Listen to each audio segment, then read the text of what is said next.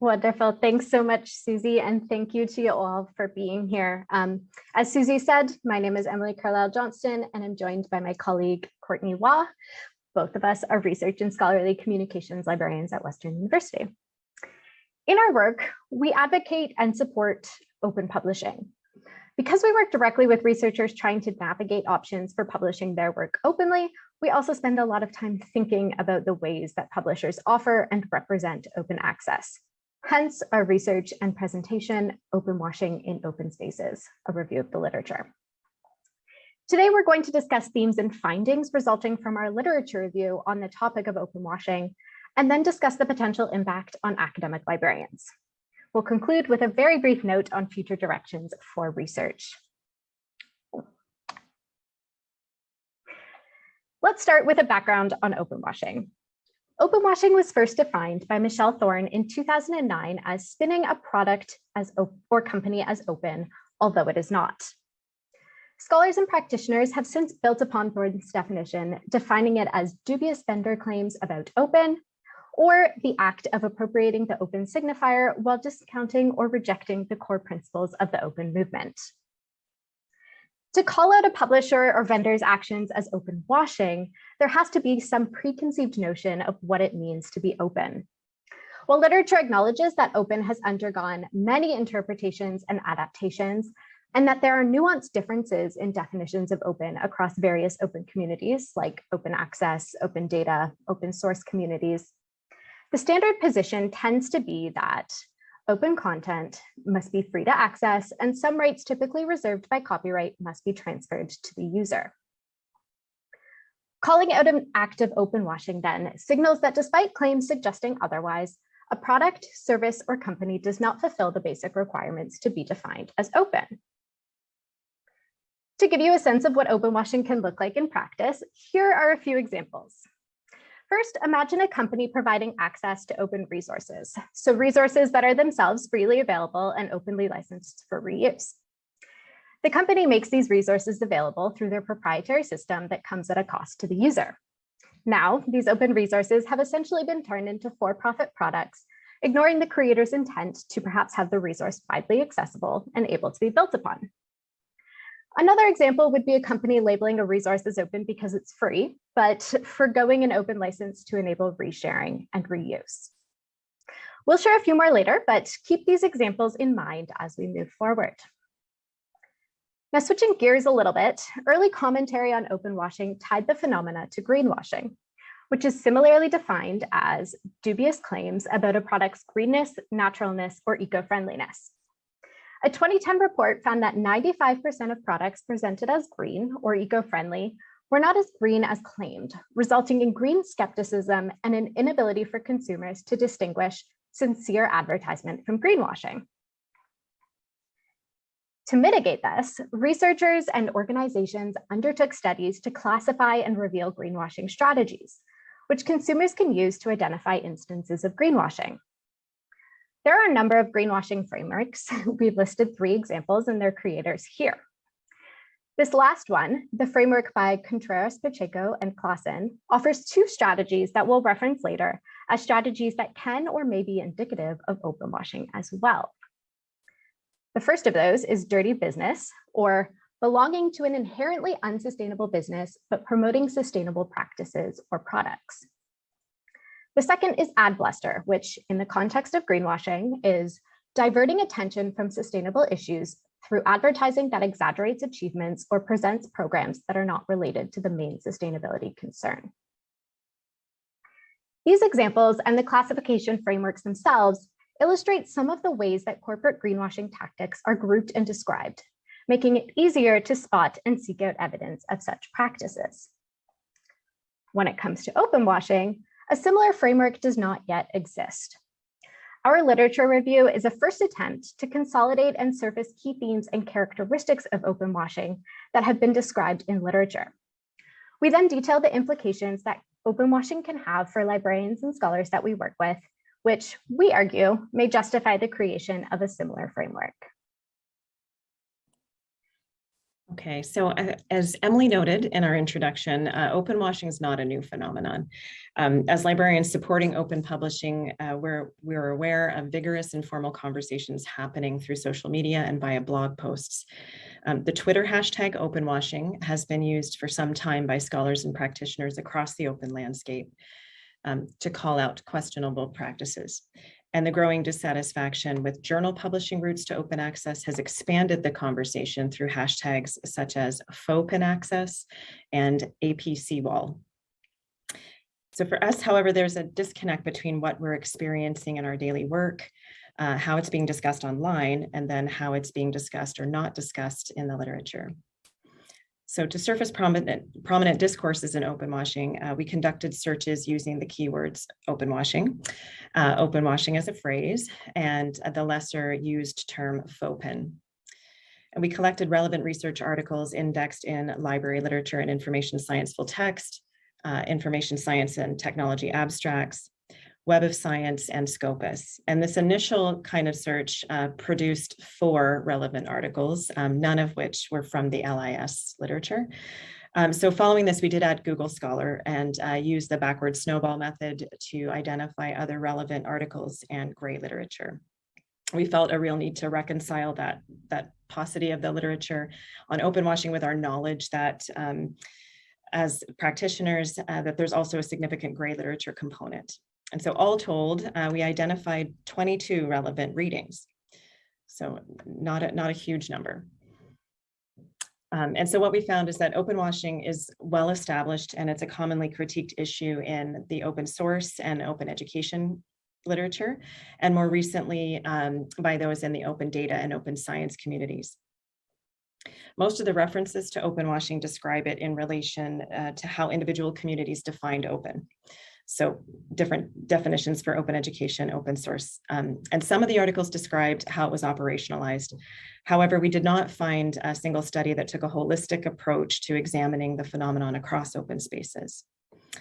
The articles that we did identify were represented by the fields of information technology, education, library and information science, management and organizational studies, and science.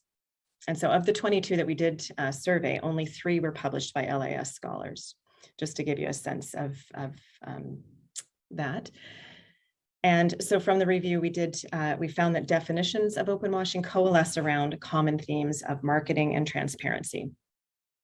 So openness as a virtue has become a marketing asset. And as Wiley points out, the power, ethics, and brand of open resonate widely with the public, meaning that companies want to associate themselves with it.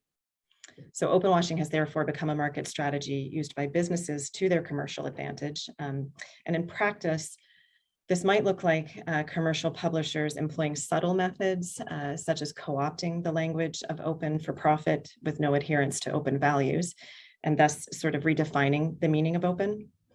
And by this, we mean that open really as an umbrella term has gained almost buzzword status. And so it's become simultaneously imbued with meaning and is meaningless. And this semantic flexibility really means that it can be taken up, easily taken up by diverse groups and co-opted to fit various purposes. So take, for example, the actions of a local organization, eCampus Ontario. In 2021, they launched a virtual learning grant for scholars at Ontario institutions to create open virtual programs, courses, and learning objects.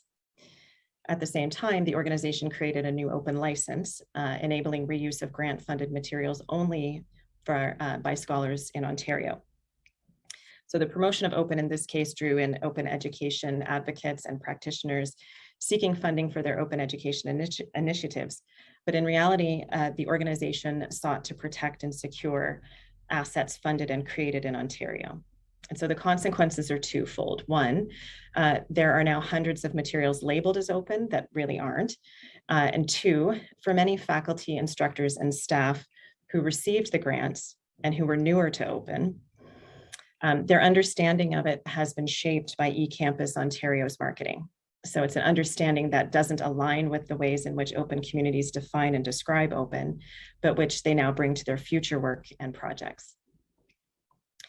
To give another example, specific marketing tactics such as freemium services mobilize the language of open, appealing to the masses with an ethical good by equating open with free. The freemium model may provide free content but require payment for enhanced features, or it may provide access to services for a limited time or until such time as the user is asked to pay or purchase the product.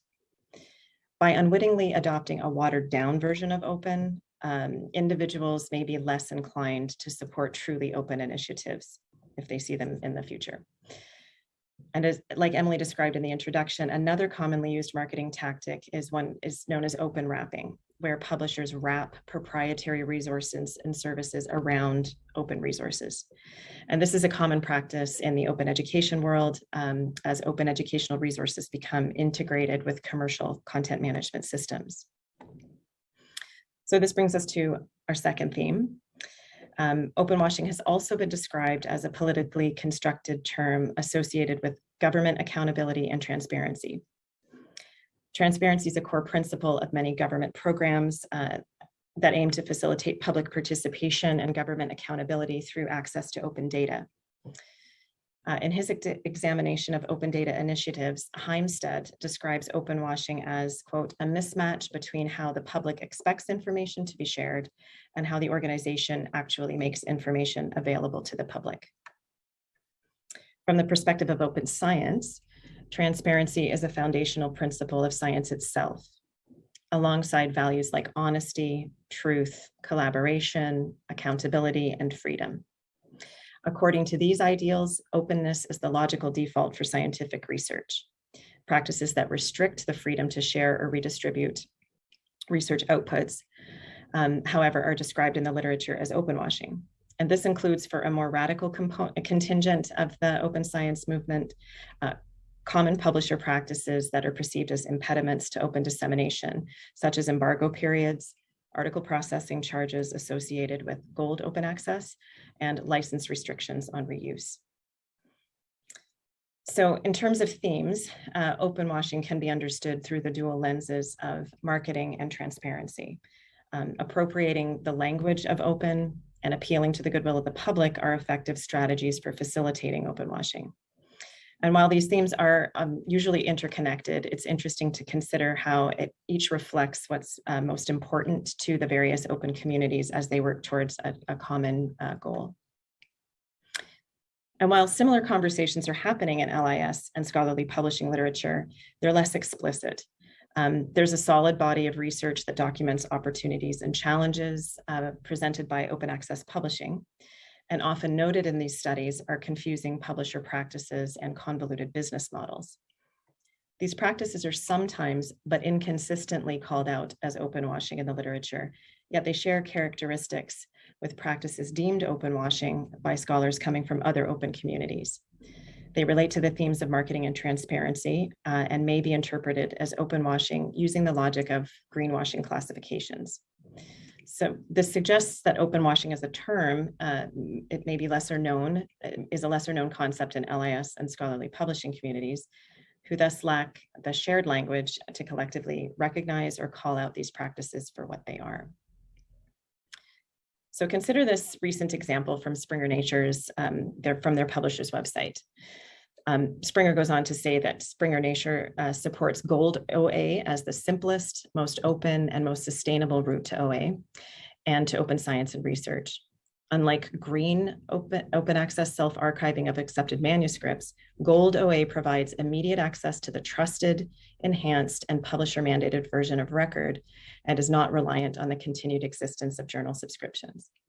So it's important to note here that gold OA for Springer means that the author pays. And so this message is pretty clear marketing aimed at persuading researchers to pay to publish their work open access rather than make a copy open for free and legally in an open repository. And while the message is different than some of the other openwashing examples that we've shared, in that articles published open access via Springer Nature journals are often made free to access and reuse, it does employ similar strategies as those identified by Contreras, Pacheco, and Claassen in their greenwashing framework, the one that Emily referred to earlier. In In this example, there are parallels with greenwashing tactics such as ad bluster. So Springer Nature exaggerates the achievements of their gold OA option as the simplest, most open and most sustainable route to open access. It also exaggerates the authority of the publisher as the trusted authority to define what counts as the most open access. As well, it reflects the dirty business tactic as it purports itself to be a sustainable publisher in support of open, despite upholding this unsustainable kind of traditional publishing model that can perpetuate inequities with respect to access to research. So it's cases like these where we argue that something like an open-washing framework could prove useful for interrogating publisher claims. Cases where open-washing is perhaps less clear because while the vendor or publisher may technically enable open in some cases, they also appropriate the language of open and appeal to the public goodwill to uphold business practices that impede progress towards democratizing access to research.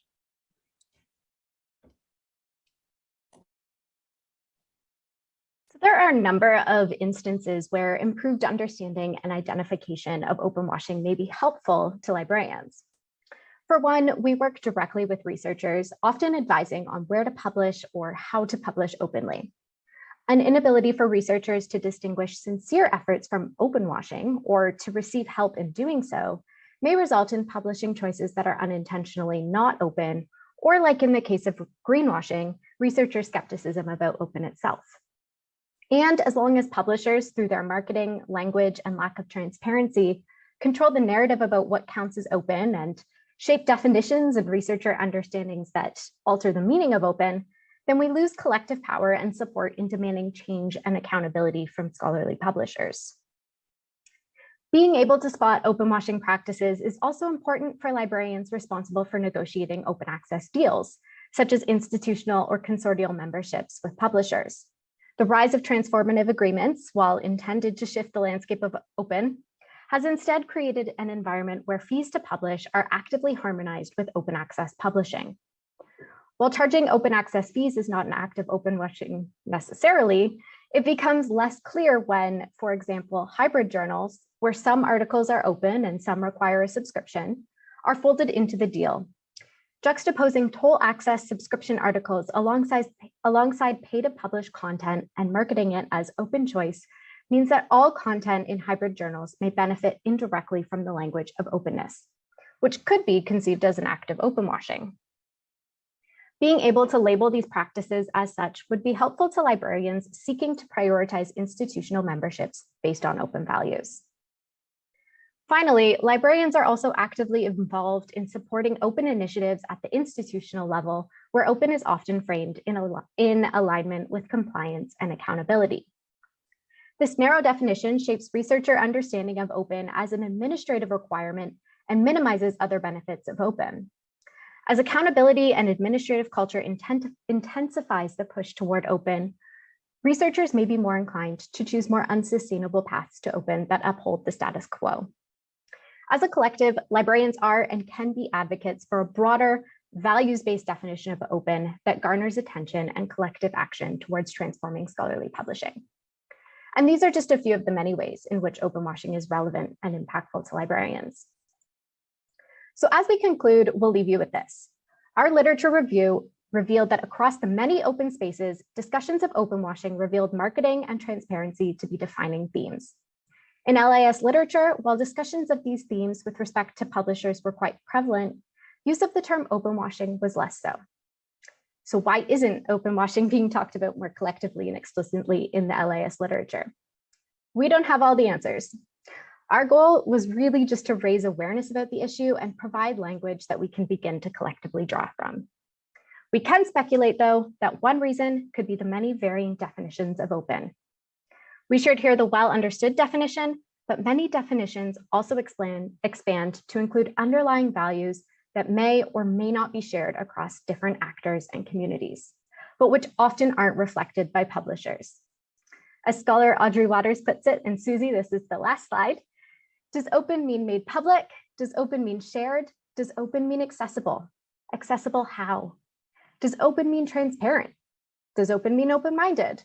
open to new ideas and to intellectual exchange, open to interpretation. Until we can collectively say what open is, then we cannot collectively say what it is not. But maybe a framework similar to those established for greenwashing, created following, say, an examination of corporate and publisher marketing tactics, would help us get closer. That's what we're hoping to explore in the future. Thank you.